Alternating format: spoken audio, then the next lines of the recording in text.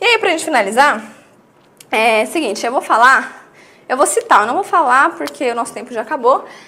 Eu vou citar 3 autores que são importantes também, não vou falar da história, só vou falar qual é o nome. Bernardo Guimarães. Bernardo Guimarães escreveu um texto muito famoso que chama A Escrava Isaura. É um texto que foi muito criticado, não criticado, ele na verdade é muito famoso porque ele virou novela da Globo, depois virou novela da Record, virou novela, todo mundo passou essa novela. Acho que não sei se tem quadrinho também, é um livro que foi assim, sabe, bem disseminado. A Escrava Isaura. O que acontece? Por que é problemático? Porque essa escrava, ela era branca, ela era super educada, ela vivia dentro de casa e ela casou com um cara no final do romance. A gente sabe que não era essa a realidade das escravas no Brasil. Então, quer dizer, aí é o pico da idealização do romantismo nesse livro. Porque que escrava que vivia dentro de casa, que sabia tocar piano, que casou com um cara, teve o final, não existe isso, né? Então, inclusive, lá no modernismo, futuramente, a gente vai ter um texto de Mário de Andrade que chama A Escrava que Não Era Isaura. Então, estabelece um diálogo direto naquela época, né? Quando chegar lá, a gente vai falar um pouco sobre isso, mas já para antecipar, né? Então, ele já vai estabelecer esse diálogo, um texto teórico, que vai falar A Escrava que Não Era Isaura. Quer dizer, não é bem assim, né? Muito idealizado demais, né? Até cansativo de tão falso que é. Um cara que chama Visconde de Toné, não é muito falado, às vezes aparece, na dúvida eu vou falar pra vocês, mas ele não é muito falado, não é muito conhecido. Ele escreveu um livro que chama Inocência. Por que ele não é muito falado assim, é falar só às vezes, Inocência? Porque ele é um livro regionalista. E a gente tem, assim, o José de Alencar como regionalista, né, porque ele foi o que mais fez coisas. E a gente tem essa possibilidade também de, se você quiser ler um outro tipo de regionalismo, aliás, um regionalismo que não seja escrito pelo José de Alencar, você pode ler esse livro chamado Inocência, faz referência, né, a algumas características ali do livro da personagem principal, tá bom? E por fim, olha quem vai aparecer aqui.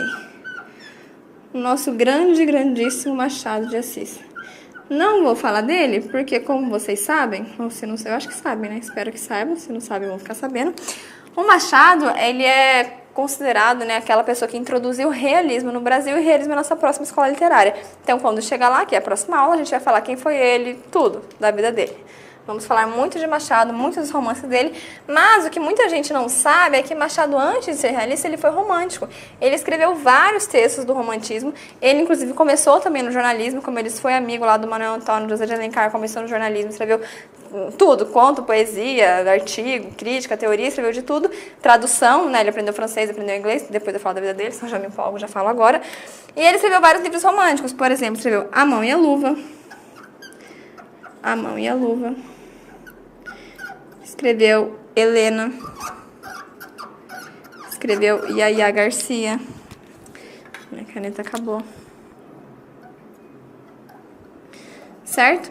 E daí, Giane? Não, e daí nada, a gente vai comentar depois o que aconteceu, mas é porque ele acaba sendo esquecido como romântico, né? A gente só trabalha ele como realista, mas é fundamental, vocês vão entender por que depois, saber que ele também escreveu textos no romantismo e saber também que ele, que é uma personalidade, assim, muito conhecida no Brasil, inclusive no mundo inteiro, um dos escritores brasileiros mais reconhecidos internacionalmente. A gente tem nos Estados Unidos várias faculdades que estudam a figura do Machado, realmente isso, assim, é muito legal ter esse reconhecimento. Ele foi reconhecido em vida e ele era negro, então era muito difícil para a época. Mas o que acontece? A gente já tem aqui uma originalidade muito grande. A mulher do Machado de Assis, né? A gente tem figuras femininas muito presentes, muito intensas e figuras muito diferentes das outras. Não são figuras assim que só se movem pelo amor, né? Então, por exemplo, a Aurélia, lá do Senhora, que eu sou apaixonada. Então, a vida dela gira em torno do Seixas, né? Seja para se vingar dele ou para ficar com ele. A vida dela gira em torno dele. A Iracema também, a vida dela morre por causa do amor da vida dela. Então, quer dizer, você tem uma série de mulheres que vivem em prol desse amor. E em Machado a gente tem mulheres já que são muito racionais. A gente fala que já eram ensaios para Capitu, que está lá no Bentinho, Dom Casmurro, né?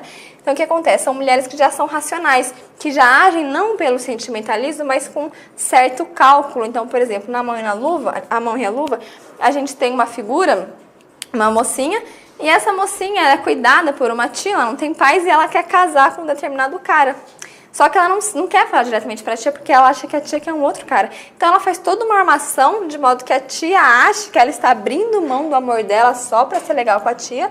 E a tia acaba falando, minha filha, você não precisa fazer isso, imagina. Então, quer dizer, ela age muito mais pelo cálculo do que pelo sentimento, algo que não era comum pra época. Então, uma figura absolutamente complexa das mulheres de Machado, que tem o seu pico no realismo, mas já começam aqui uma espécie de ensaio dentro do movimento romântico, tá bom?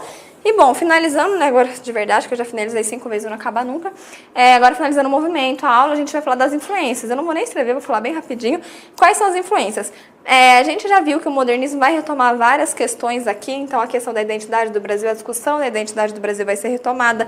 Vai retomar também não só as mesmas discussões, mas alguns textos pontuais vão ser retomados para serem feitas paródias. Então, por exemplo, o texto aí da escrava que não era Isaura, outros textos que a gente vai ver futuramente, que vão ser retomados para criticar, para satirizar, para ironizar, né, para falar, nossa, olha como vocês idealizavam, olha como é que era a figura do índio no romantismo, que mentira que era, tá bom? Então esse é o modernismo. O realismo, por quê? Porque a gente viu que aqui existia uma espécie de realidade mais com idealização. O realismo vai dialogar um pouquinho com isso, tá bom? Próxima aula a gente vai descobrir. E também ali com a questão do barroco, né? O que tem a ver com o barroco? A questão do grotesco com o sublime, essa fusão que começa no barroco e aparece aqui também. Tá bom, pessoal? Então, barroco, realismo, modernismo, sempre vamos ficar atento para a gente ver como as escolas dialogam constantemente, certo? A gente não precisa aprender cada uma numa caixinha, mas vendo que essas características são o tempo inteiro retomadas e ressignificadas, tá? Então, até a próxima com a aula de realismo.